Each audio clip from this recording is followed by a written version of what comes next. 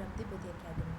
So today we'll continue with the chapter that is biomolecules. So in our last video we have seen what are biomolecules. Okay. Under that we have seen the first biomolecule, that is carbohydrates. We have also seen the classification of carbohydrates. Amongst them they were monosaccharides, oligosaccharides and polysaccharides. Now saccharides means sugar. Okay. Now carbohydrates are basically sugar. Now then we have seen a monosaccharide and the example is glucose. We have also seen preparations of glucose. Now today we will see the structure of glucose. Okay. Now structure of glucose. Glucose is an aldohexose. So glucose is an aldohexose and is also known as dextrose. Now it is the monomer of many of the larger carbohydrates, namely starch, cellulose. Okay, so it is a monomer. Monomer means a single unit of many larger carbohydrates like starch and cellulose. Now it is probably the most abundant organic compound on the earth, so it is found in large quantity. Now it was assigned the structure given below on the basis of the following evidences. Now on what basis does glucose got this structure? Okay, CHO, CHOH4, CH2OH. Now on what basis does it got this structure? Now first point is its molecular formula was found to be C6H12O6. So first this structure was deduced due to its molecular formula, that is C6H12O6. So it should have 6 carbon, 12 hydrogens and 6 oxygens. Second thing, on prolonged heating with HI is hydrogen iodide, it forms an hexane, suggesting that all the 6 carbon atoms are linked in a straight chain. Now why they got this straight chain structure is because when you heat it for a long time, okay, prolonged means for a long time, when you heat it with HI, that is hydrogen iodide, you get an hexane. An hexane means n number of hexane molecules, suggesting that all the 6 carbons, they are in a straight chain form. So when you react glucose with HI for a long time, you get n-hexane as a compound. This is the second reason. Now, third reason is glucose reacts with hydroxylamine to form an oxime and adds a molecule of hydrogen cyanide to give cyanohydrin. Now these things are important because you can get a question, how does state the evidences that prove the straight chain structure of glucose. Okay, so you have to give this reactions which proves that glucose has a straight chain structure. Now when you react glucose with hydroxylamine, okay, that is NH2OH. Okay, NH2OH is hydroxylamine. Okay, so when you react glucose with hydroxylamine to form an oxime, okay, and adds a molecule of hydrogen cyanide. Okay, when you react glucose with hydroxylamine, you get a oxime. Okay, this is an oxime. Adds a molecule of hydrogen cyanide to give cyanohydrin. If hydroxylamine, you will get an oxime. If you add hydrogen cyanide, that is HCN, hydrogen cyanide is HCN. If you add hydrogen cyanide, you get cyanohydrin as a product. Now, this reaction confirms the presence of carbonyl group in glucose. Now why do we do these reactions is basically these reactions will prove the presence of carbonyl group, that is your COH group on the glucose. Okay, we know its name as aldohexose, right? So we have to prove that it has an aldehyde group attached to it. Aldehyde, they are known as carbonyl group. So to prove that there is a carbonyl group present, there are two ways that you can prove it. First, You can react it with hydroxylamine, or you can react it with cyanide, that is NH2OH or HCl. You can react them with both these chemicals. Okay, the resultant product will be a oxime. For ammonium or for hydroxylamine, it will be an oxime, and for hydrogen cyanide, it will be a cyanohydrine. Both these products prove that there is a presence of carbonyl group, or it confirms the presence of carbonyl group in glucose. Okay, that is the third evidence. Now, fourth evidence is glucose gets oxidized to 6 carbon carboxylic acid, that is gluconic acid, on reaction with mild oxidizing agent like bromine water. This indicates that the carbonyl group is present as an aldehyde group.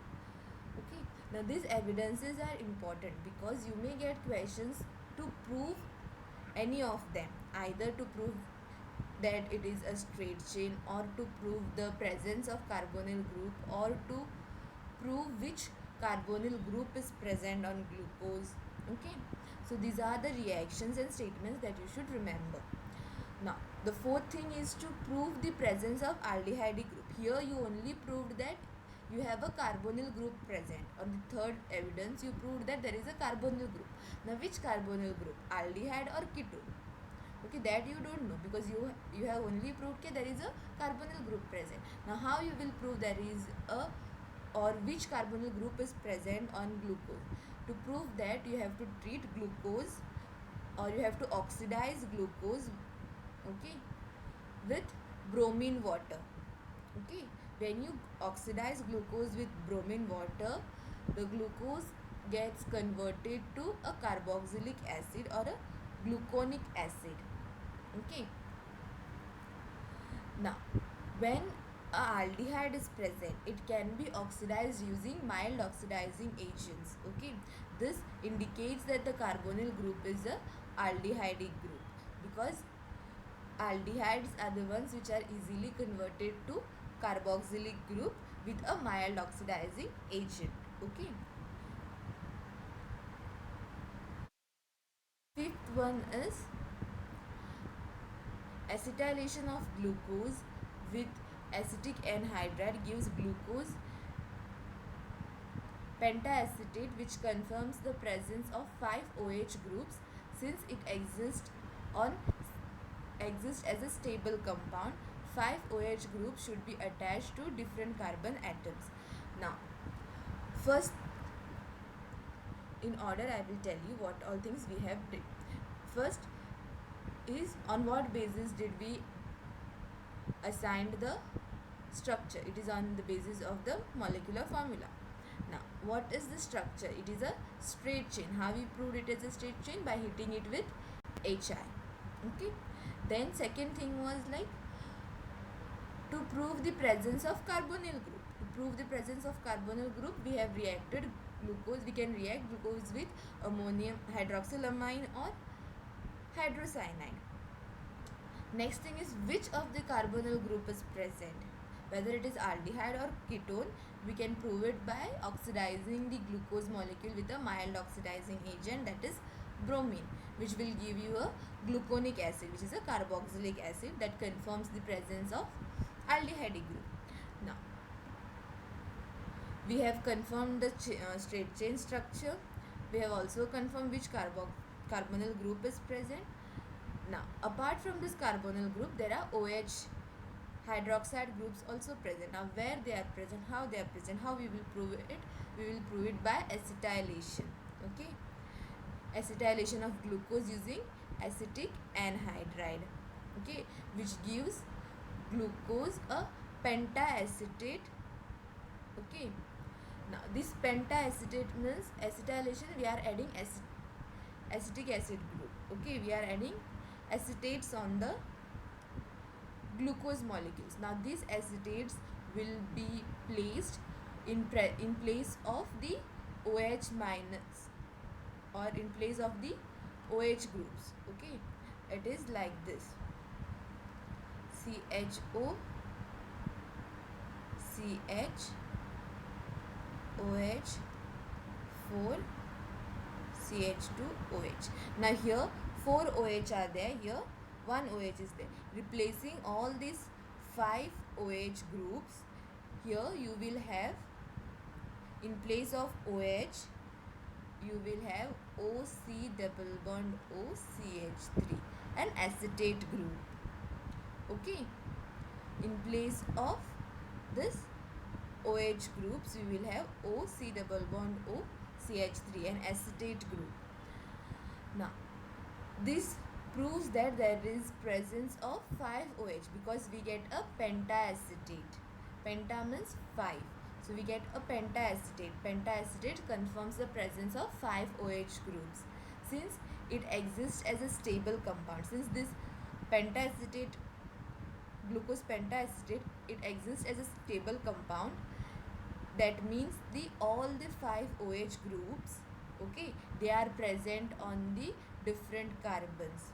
If all them are present on one carbon, it will be highly unstable, right? Since the product which we get is stable, okay, the product which we get is a stable compound, that proves that all the OH minus groups, okay, all the OH, that is OH groups, they are present on 5 different carbon atoms.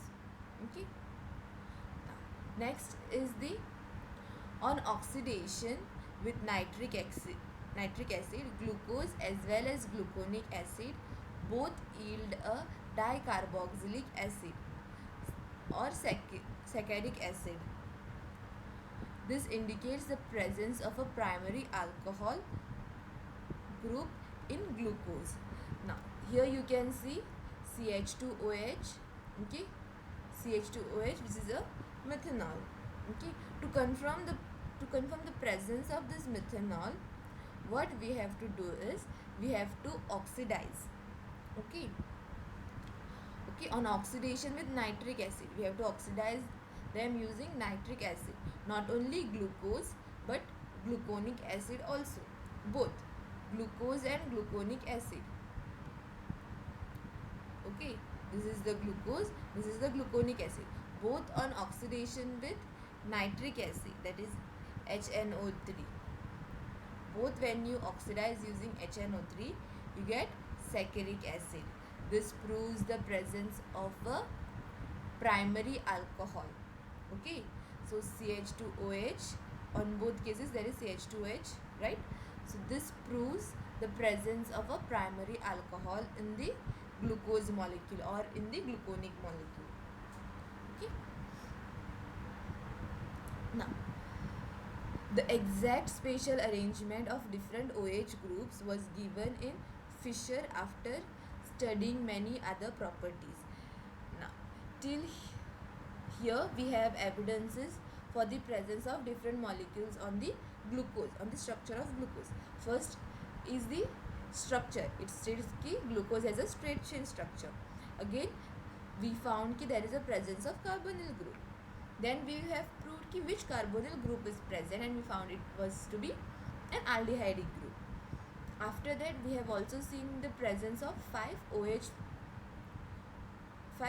minus groups on the glucose by acetylation process. Okay. Then we have also seen the presence of a primary alcoholic group on glucose. Now let's see the arrangement of all these molecules on the glucose.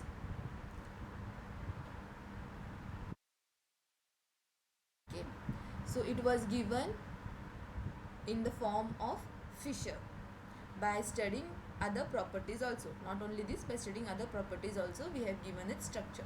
Now its configuration is correctly represented as 1. Okay, now this one is for glucose. So gluconic acid is represented as 2. So this is gluconic acid, and saccharic acid is this. So let's see the structure of glucose. So structure of glucose, first we have how many carbons?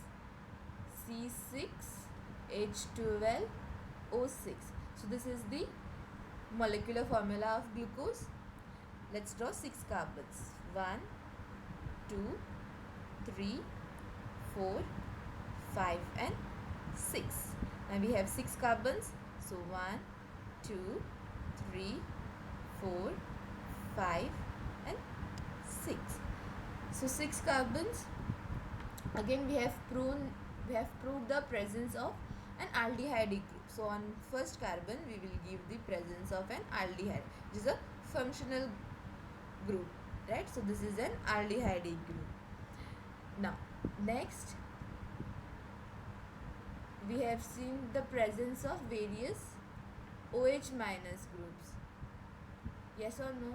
So let's see where those 5 OH, because we by acetylation process we have found out that there are presence of 5 OH minus groups.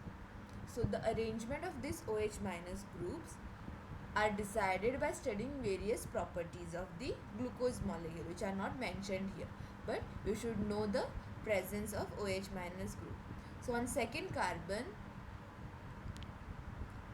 OH, OH and OH. 1, 2, 3 and again here there is another OH. Okay, 1, 2, 3, 4. So 4 OH you can arrange them on the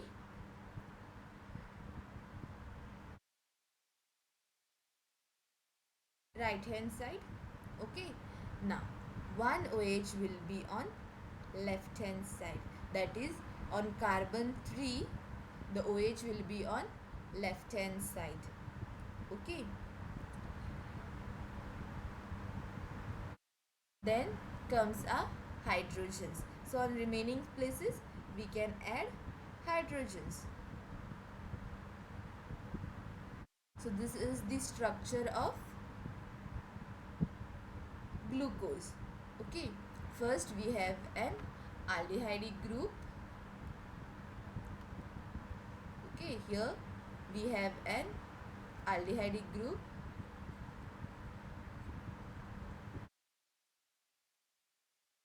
Then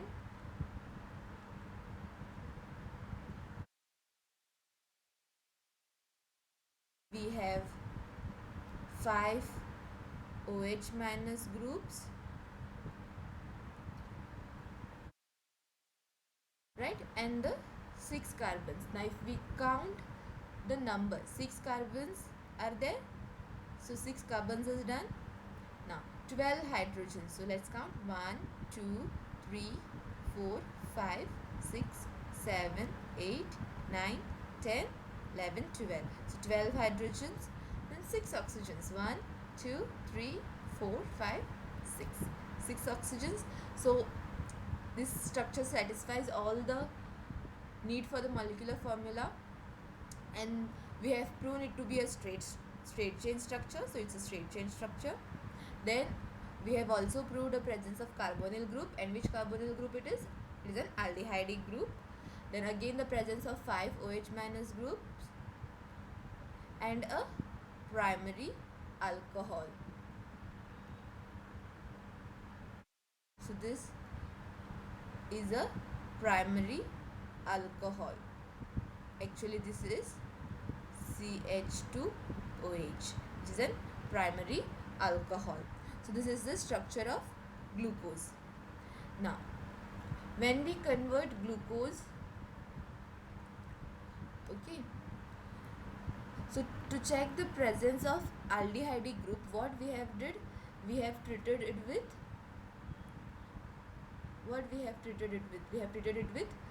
bromine water. We have oxidized it with bromine water. By oxidizing it with bromine water, what had happened? The aldehyde group has turned into a carboxylic group. So rest will remain same. So this is the gluconic acid, where in place of aldehyde group you will have a carboxylic group. Okay. Then again, to check the presence of a primary alcohol, yes or no, to check the presence of primary alcohol, we have oxidized it using nitric acid.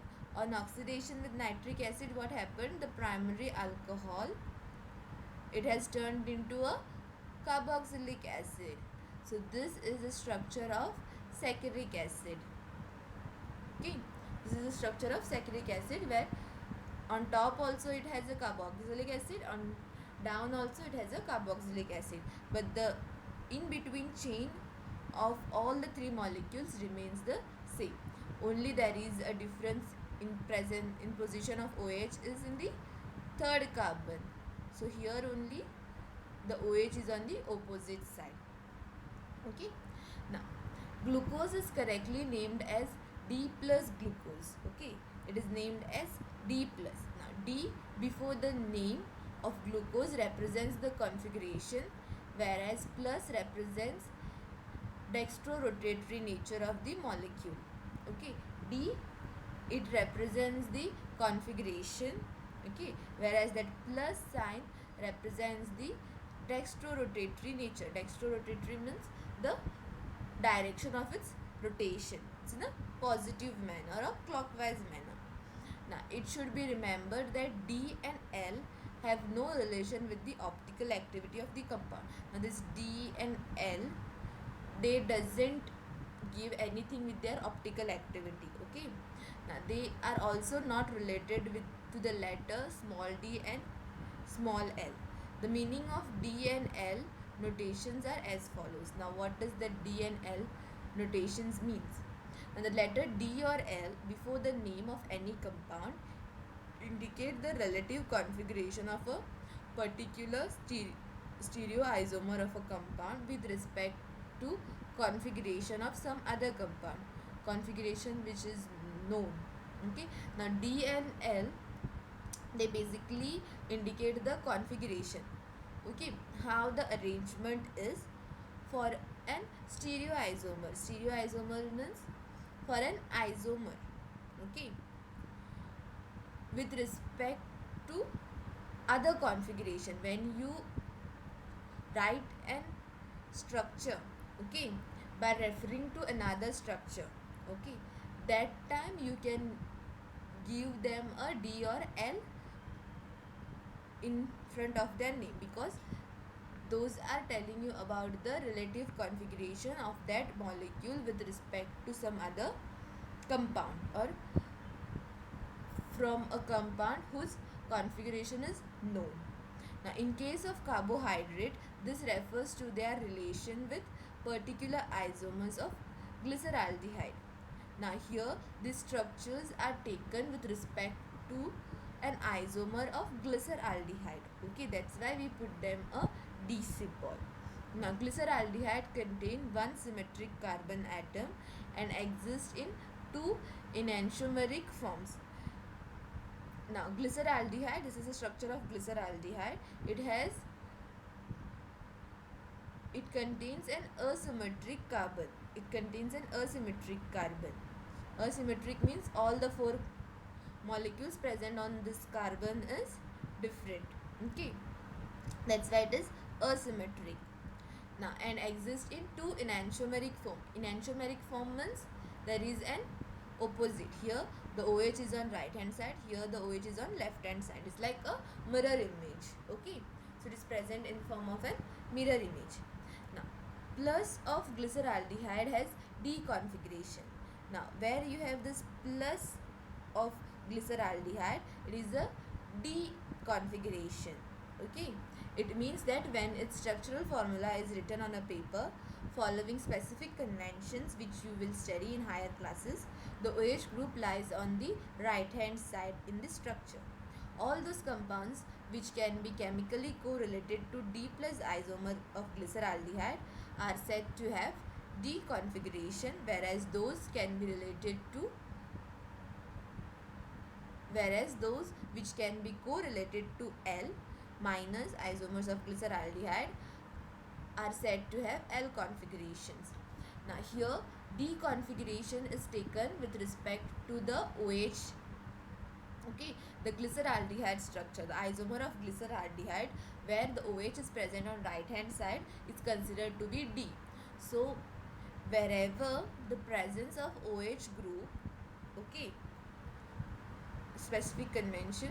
So now all those compounds which can be chemically correlated to D plus isomer of glyceraldehyde. So all those molecules that can be compared to, okay, they can be correlated with this structure of glyceraldehyde are labeled as D plus isomers, okay, and the other ones which cannot be correlated with this but can be correlated with a negative glyceraldehyde, they are labeled to be as L configurations, okay.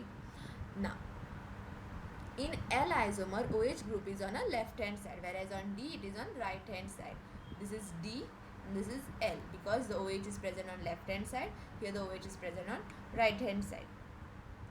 Now for assigning the configuration of monosaccharides, it is the lowest asymmetric carbon atom as shown below, which is compared. Now for monosaccharides, it is the lowest asymmetric carbon atoms which can be compared with the glyceraldehydes. Now as in plus glucose, OH on the lowest asymmetric carbon is on the right hand side, okay, which is comparable to plus glyceraldehydes. So here you can see that the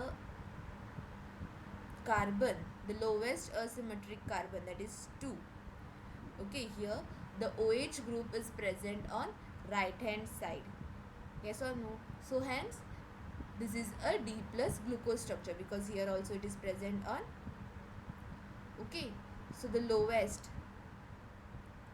here you can see this box and this box, so it is present on right hand side, so it is compared with D-glyceride, because this part of D-glyceride and this part of glucose is quite similar with each other, okay.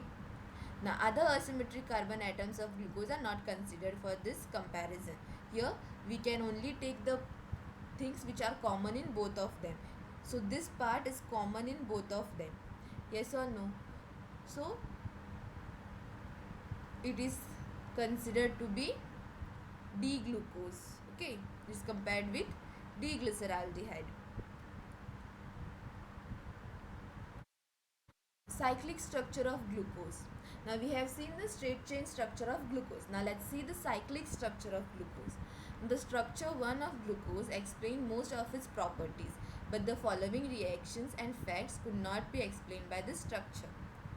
Now the first straight chain structure had explained most of its properties, yes or no? The presence of the aldehyde group, primary alcoholic group, presence of OH minus groups, all that can be explained by the straight chain structure. But there are certain things that cannot be explained by that structure. Now those are, first, despite having an aldehyde group, glucose does not give Schiff's test and it does not form the hydrogen sulfide addition product with sodium hydrogen sulfate. Now first thing, since we have proved the presence of aldehyde group on glucose, okay, so despite of having an aldehyde group, when you react glucose with Schiff's test, okay, when you conduct a Schiff's test on glucose, okay, it does not form an hydrogen sulfide, okay, addition product with sodium hydrogen sulfate. So even though there is a presence of aldehyde group, glucose doesn't show any of these tests to be positive, okay. Now that means there is something else to that structure, yes or no? Since we have proved the presence of aldehyde group, this should be proven positive, right? There should be a result with Schiff's test, or there should be a formation of hydrogen sulfate when we add sodium hydrogen sulfate to it, but these are not seen with glucose, okay. So why it doesn't seem, that thing wasn't be able to explain by the straight chain structure. Now second thing is, the pentaacetate of glucose does not react with hydroxylamine, indicating the absence of free CHO group. So next thing is, we know we have proved the presence of 5 OH minus groups on the glucose, right, by acetylation, by reacting it with acetic anhydride, and we got a pentaacetate structure of glucose, okay. This pentaacetate structure of glucose, when we react it with hydroxylamine, okay, it doesn't show, or it indicates the absence of free CHO group. Since This is the structure of glucose.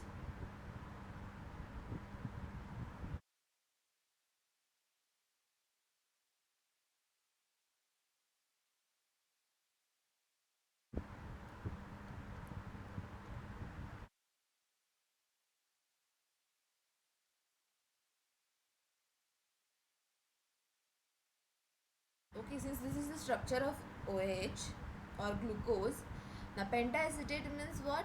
All these OH groups are removed, and in place of them we have added an acetic group. But that doesn't mean we have, or here we have only affected the OH groups. So this aldehydic group should be free, right? But when we react this pentacetate glucose, it does not react with hydroxylamine, and indicating the absence of free CHO group. So where it doesn't react with the hydroxylamine, it indicates the absence of free CHO group. Okay, because if it had a CHO group, this would have converted into a carboxylic acid, because hydroxylamine will convert CHO into carboxylic acid, right? So that doesn't occur, which means there is no CHO group present.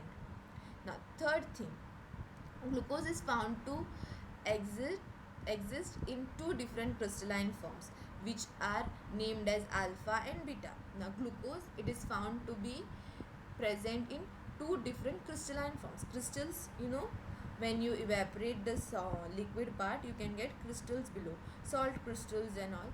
So similarly, glucose, there are two different crystals or crystalline structures that are formed, and they are named as alpha and beta. Now, the alpha form of glucose is obtained by crystallization from concentrated solution of glucose. Now, the alpha form of glucose, it is obtained from the crystallization of concentrated, highly concentrated solution of glucose, while beta form is obtained by the crystallization from hot and saturated aqueous solution of glucose. Okay. Now, one is obtained from a concentrated solution, the other one is obtained from a hot and saturated solution. Now, this behavior could not be explained by the open chain structure. Now, all these things cannot be explained by an open chain structure. For glucose, it was proposed that one of the OH group may add to the CHO group and form a cyclic hexaacetal structure. Now, since all these things were not be able to prove by the straight chain structure, they proposed that the scientists who were working on this, they proposed that one of the OH group, okay, may add to the CHO group and form a cyclic hemiacetal structure. So this is what they proposed. If straight chain structures can't prove these properties, that means there can be a possibility that an OH group, among these OH groups, one of them has combined with the CHO group to give a cyclic semiacetal structure. Now, it was found that glucose forms a six-membered ring in which OH at C5 is involved in ring formation.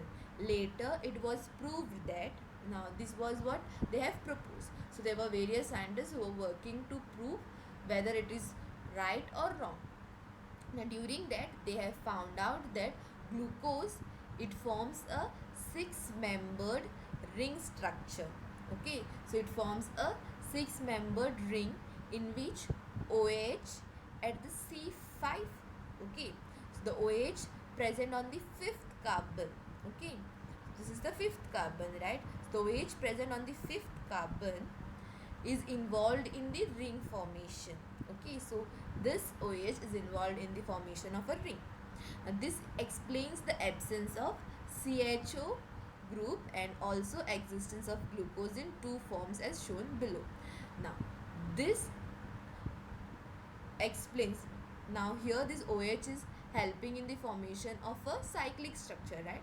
Now, this explains the absence of CHO group because this OH is combining with the aldehydic group. So this OH, it is combining with the aldehydic group. Now this explains the absence of CHO group and the formation of the alpha and beta structures of the glucose. Now here these are the two cyclic forms which exist in equilibrium with open chain structure. Okay, now here you can see this is the open chain structure. Okay, so this OH from the fifth carbon, this O is going and binding with the carbon, right? So when it binds with the carbon, what happens is this double bond O breaks.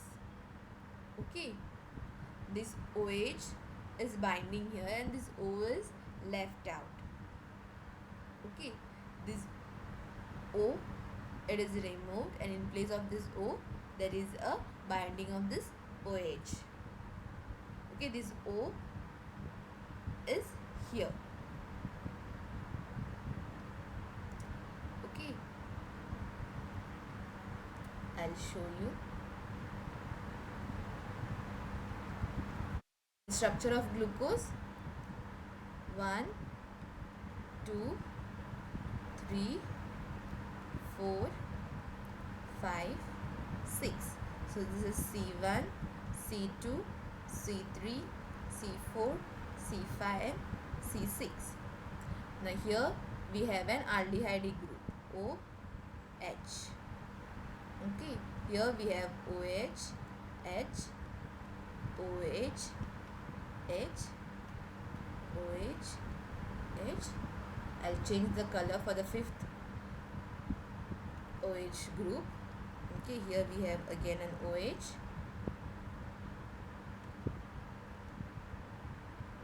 H, and here we have CH2, OH. Okay, now this OH group, okay, now from this OH group, this O is involved in the formation of cyclic structure, right? So what will happen is this O will combine with this C. Okay, so the structure will become like this.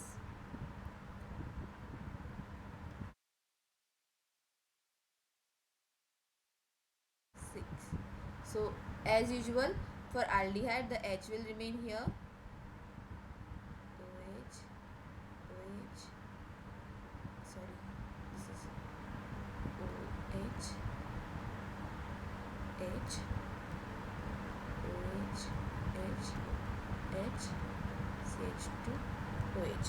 Now from here the OH, okay, this OH, what will happen is the oxygen from here will come down here, okay, and the hydrogen will go and bind with the oxygen, and this oxygen, it will be present here, combining both the carbons together. Okay, so this is what happens with the glucose structure. This is how it becomes a cyclic structure. So here you can see this oxygen, okay, it will come down here, and this hydrogen, it will bind with this oxygen, and this oxygen will be here. Same thing happens with the other structure also. Now this is how it becomes a cyclic structure. Now what is with the alpha and beta forms? Okay, alpha means the OH will be present on right hand side, beta means the OH will be present on left hand side. Okay, so that is how alpha and beta structures are given. So this is the alpha D glucose and this is beta D glucose. Okay, the two cyclic structures of, or the two cyclic hemiacetal forms of glucose differ only in the configuration of hydroxyl group at C1, okay, and called anomeric carbon. Now this C1, first carbon, it is known as anomeric carbon. Why anomeric carbon? Because it shows an alpha beta structure. Now the aldehydic carbon, before crystallization. So it is then aldehydic carbon before crystallization. Such isomers, that is alpha form and beta form, are called anomers. Okay, now these alpha and beta structures, they are called as anomers. Now the 6-member cyclic structure of glucose is called pyranose structure. Now this is in the form of straight chain structure. Now when we show it in a cyclic form, okay, it looks like this. Okay, it is a pyrene, hence we call it as pyranose structure. Now in analogy with pyrene, okay, so it is given from a pyrene structure. Now pyrene is a cyclic organic compound with 1 oxygen atom and 5 carbon atoms in a ring. Now what is pyrene? Pyrene is a organic compound with 1 oxygen atom and 5 carbon atoms in a cyclic form. Okay, so this is a pyrene ring. With respect to this pyrene ring, the glucose structure is given, okay, which is known as pyranose structure. The cyclic structure of glucose is more correctly represented by Haworth structure. Okay, now the straight chain was given by Fischer and the cyclic structure is given by Haworth. Okay, now the cyclic structure of glucose, how we will draw the cyclic structure of glucose. Let's draw it here only.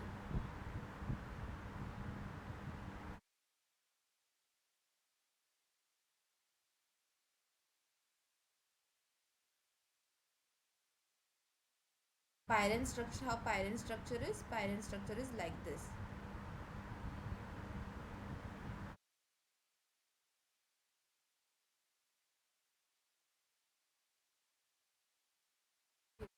Two, three, four. There should be one more thing now. Sorry, this is ferrite structure.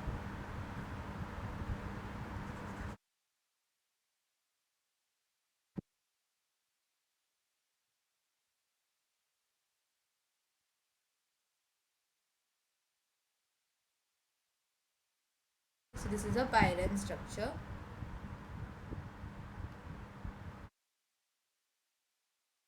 The pyrene structure. Now what will be your glucose cyclic structure? So let's draw it. 1, 2, 3. Again this oxygen. Okay. This oxygen, I'll represent it here. Now this is carbon 1. This is carbon 2, carbon 3, carbon 4 and carbon 5. So these are 1, 2, 3, 4, 5 and 6. There are 6 carbons. But here we have only shown 5 carbons. No? Let's draw them first.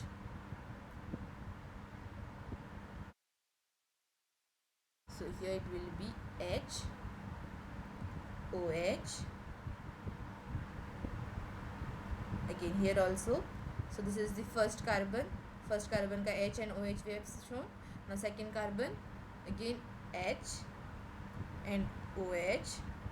Now third carbon, the OH is on the left hand side, right? So it will come inside. OH, H. Then our fourth carbon, again H, OH. Now here we have CH2OH, right? So how we will show that CH2OH? So it will be H, CH2OH.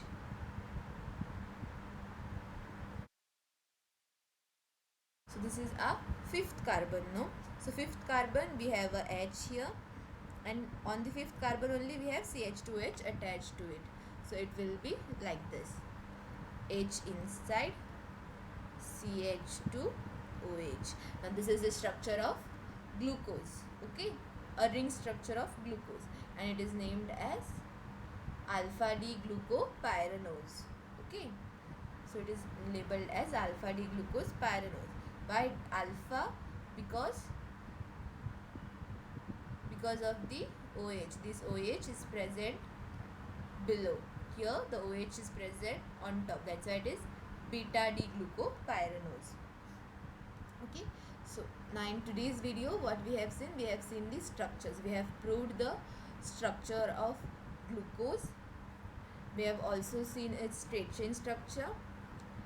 We have also seen the cyclic structures of glucose. Okay, in the next video we will learn about fructose. So thank you for watching my video. Please do like, share and subscribe to our channel.